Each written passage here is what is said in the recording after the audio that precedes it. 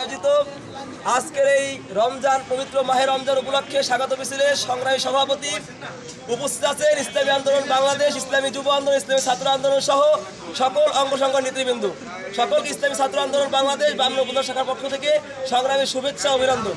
সংগ্রামী উপস্থিতি, আপনারা জানেন যে পবিত্র মাহে রমজান মাস আসলে বিশ্বে যেই দেশগুলো আছে অমুসলিম দেশ, সেই দেশেও দ্রব্যমূল্যের দাম কমানো হয়, কিন্তু আমার দেশে প্রত্যেক বছর রমজান মাস আসলে বাংলাদেশের মানুষকে নিয়ে একটা খেলা শুরু হয়। বাংলাদেশের মানুষকে নিয়ে নতুন করে একটা খেলা শুরু হয় রমজান মাস আসলে।